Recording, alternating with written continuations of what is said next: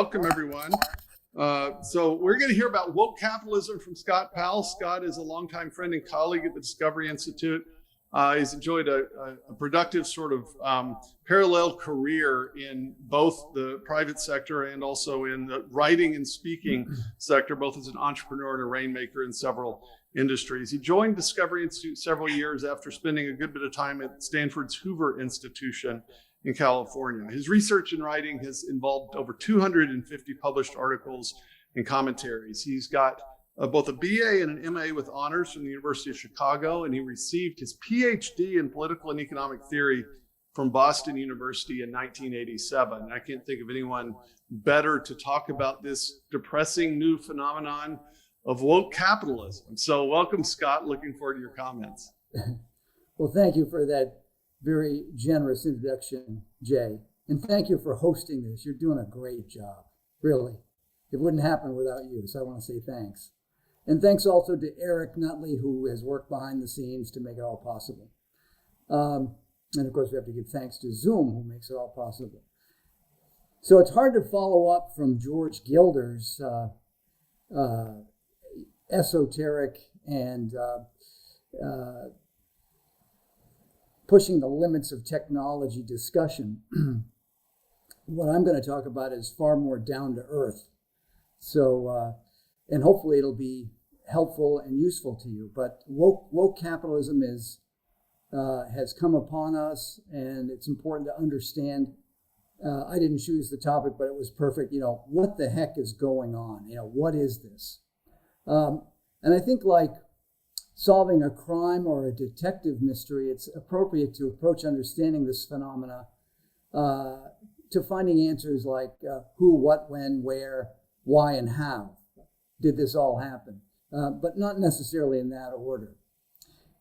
After the who and the what, which are easy to pinpoint, we need to understand the when and where the roots got established and where it operates today. It may be a little bit more difficult, but we need to try to understand the why and the how of woke capitalism. How did that phenomena come to be? And it's also important to understand the ways in which woke capitalism weakens the American system, both in terms of compromising what remains of our free market system and what further corrupts our political system, what I'll refer to as the classical liberal order protected by our Constitution, which of course extends to the rule of law, the respect for diversity, and that's both in terms of diversity of thought and diversity of product, maximizing opportunity, choice, and so forth, and the fundamental dynamics of free markets. Since this is somewhat of a new phenomena, we should also understand, what are the consequences and who benefits. Last, and this may be a good topic for the lunch session, perhaps we can discuss together what we can do about it. First, let's define and frame wokeness, or what it means to be woke. Wokeness is essentially a surrogate religion, a secular religion, which from a theistic perspective is a false religion with false gods and false idols. It provides a self-reinforcing secular belief system, which, by the way, is based more on political narrative than it is based on factual, scientific, or empirical evidence. It also instills within its adherents various attitudes and convictions of being morally superior to the non-woke. And in the case of environmentalism, it provides an eschatological basis that action is necessary because the world is coming to an end. At the outset, let me just say that woke capitalism may be a bit of a misnomer. I think woke corporatism seems to be a better framework for discussion. So if I revert to woke capitalism, consider those terms interchangeable. But really, the phenomena is more focused on how corporations have changed rather than how our system has changed. But of course, the the free market system and how it functions will change as the participants in it change, and large corporations, which are essentially where wokeism is, are changing. So the question of what that is can be succinctly defined. That is, what is woke corporatism? This is an easy one, and I would succinctly define it as the ways in which companies signal their support for progressive causes in order to maintain their influence, their status, their coolness in society. These progressive values of woke corporatism, which include toleration and support for socialism, doesn't mean that woke corporations want to entirely replace the market system with the socialist economy, in which the government controls all the allocation of resources. The fact is that socialism as an economic system has failed. It's failed in the two largest experiments in history. That is, in the Soviet Union, the former USSR, and also the People's Republic of China. And socialism has utterly failed in countries that still practice it. You think of Venezuela, Cuba, North Korea. Some years ago, 15 years ago, we would have thought, 20 years ago, Vietnam would be in that category. And they went communist after the Vietnam War, but basically they've gone more the way of China, opening up to more private sector initiatives. What's most important to understand is that socialist practices fail because socialism invites and breeds corruption and kleptocracy wherever it is practiced. And I'll speak a little bit more about that. Woke corporatism is far more cultural than it is economic. So I think it's worth it to digress and explore the rise of cultural Marxism in America. So if you'll bear with me, I've got a few notes here that we'll do that with. And of course, we know that the strongest dominant critique, of capitalism, what really comes from the early industrial capital era. And it came from the German philosopher Karl Marx, who believed that the contradictory forces of labor and capital inevitably would bring about class struggle, and that in turn, he argued, would cause the working class, the proletariat, to rise up, overthrow the capitalist order, seize the means of production, and eliminate private property and create a new order. Right.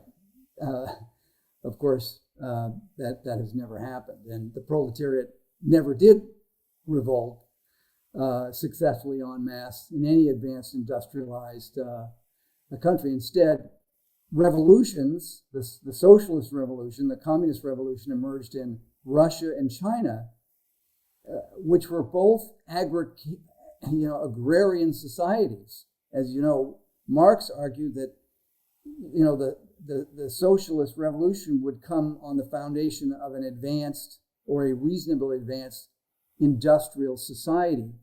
So the first two big experiments didn't follow the Marx plan. And of course, the leader of the Russian Revolution was none other than Vladimir Lenin. And it's worth it to talk just briefly about him because some of what Lenin introduced is still alive and well today, and it operates in our own culture. He, for instance, put forth the theory of the vanguard. The reason that the proletariat didn't rise up is that it didn't have adequate leadership. So you needed a revolutionary vanguard who would mobilize people to revolt. And he also saw the importance of what's known as a popular front. And he also coined phrases like useful idiots, which were the masses, manipulated into mob action. So if you put those all together, you have, a vanguard, elitists, working through popular fronts, manipulating the masses to carry out mob action and revolution. And if you don't see some of that going on in our own culture now, then I don't think you've been observing very well. Now, while Lenin was consolidating power in Russia, there was another individual, Antonio Gramsci, who was emerging as the leading Marxist theoretician in Italy. He actually was the founder of the Italian Communist Party in 1921. And, of course, because he was, of a different, his theories were related to Mussolini because Mussolini was a socialist. He was a threat to Mussolini. Mussolini put him in prison, where Gramsci spent many, many years. And there he authored what came to be known as the prison notebooks, which expounded upon cultural Marxism and the need for what he coined the phrase, the long march through the institutions. He essentially believed that the class warfare model in Europe, in America, in advanced societies was not going to pan out. That if we were to create a socialist, communist society, that it had to be through a cultural transformation that would take a long period of time, and that's where the long march through the institutions comes about. And about the same time that Gramsci is in Italy, there was a group of intellectuals at the Institute of Social Research at Frankfurt University in Germany that included intellectuals such as Herbert Marcuse, Erich Fromm, Theodor Adorno, Max Horkheimer, Wilhelm Reich. And they were also advancing theories of neo-Marxism that could transform society similar to Gramsci, but through attitudinal and cultural change.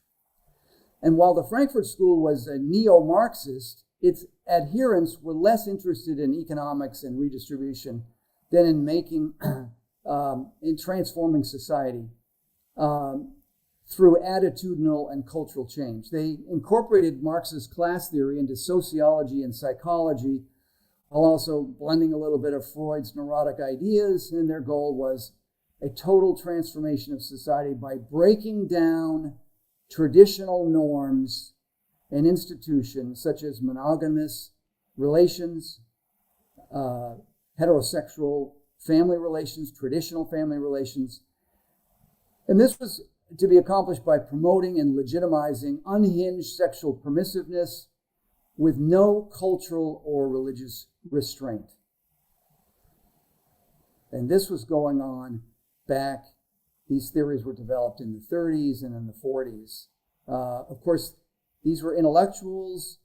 They had to flee, actually, Germany because Hitler was a threat. And they came to Columbia University and they worked together, but then they went to various schools. I'm trying to think what all schools they went to. I don't see it in my notes here.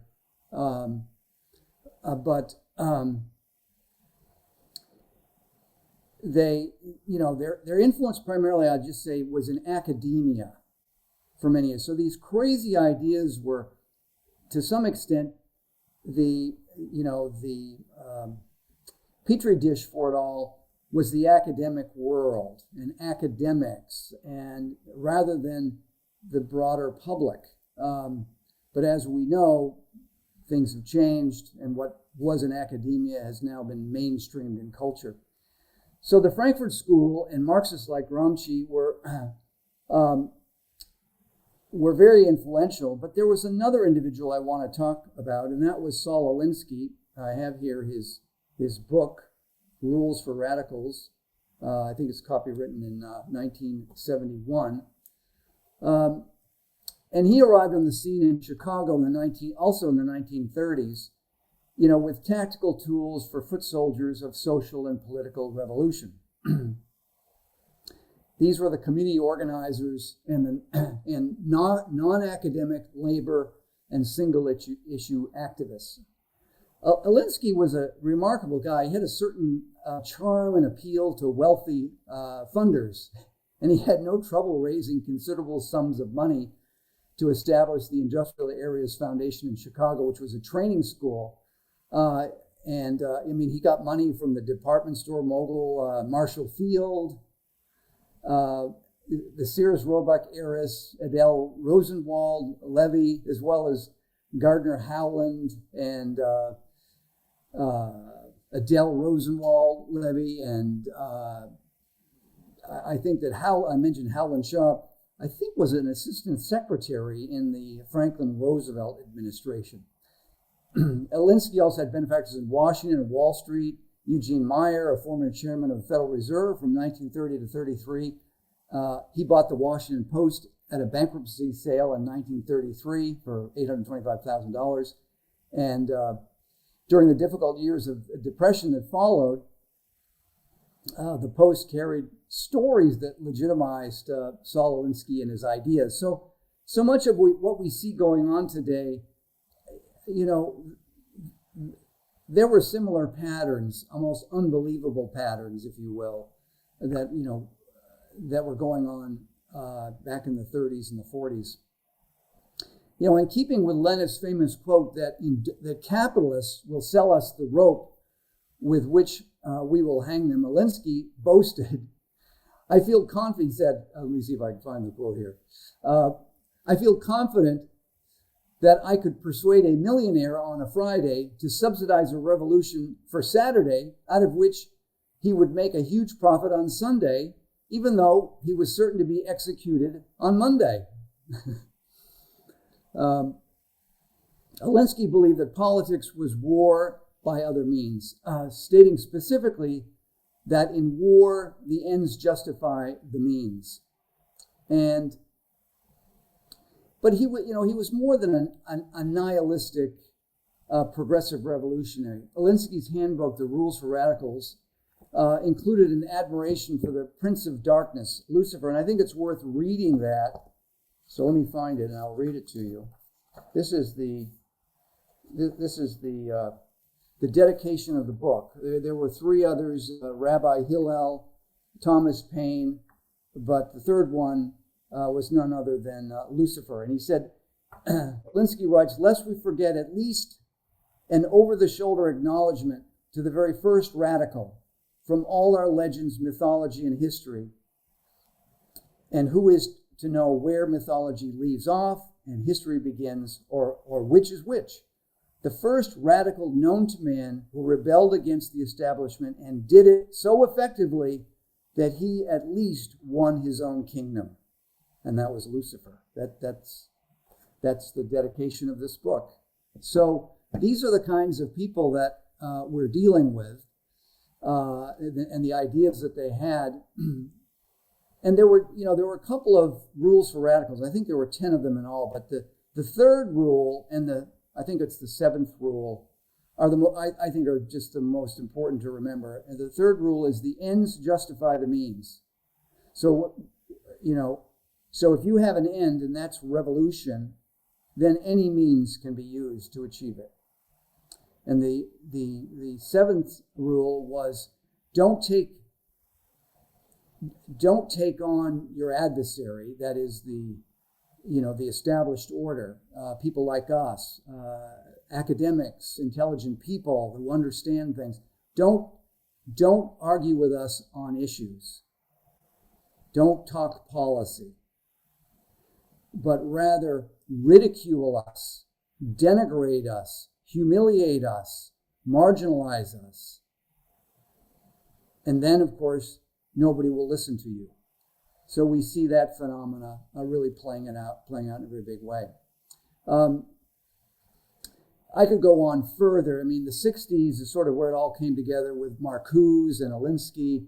Herbert Marcuse, of course, was in the Frankfurt School, and he became sort of a titular intellectual leader of the New Left. And Alinsky would succeed in what would be sort of a crowning achievement in the recruitment of young idealistic radicals, none other than Hillary Clinton and Barack Obama, who would go on to climb to the top of political power in the Democratic Party. Hillary wrote her senior thesis at Wellesley College in 1969 on Alinsky's methods and remained a friend of Alinsky until his death in 1972. A decade later, Barack Obama was trained in the methods and the rules for radicals in the Alinsky-founded Industrial Areas Foundation in Chicago. So by winning cultural hegemony, the acolytes of Gramsci, Alinsky, Marcuse, the Frankfurt School believed that the wellspring of human thought could be largely controlled by mass psychology and propaganda. And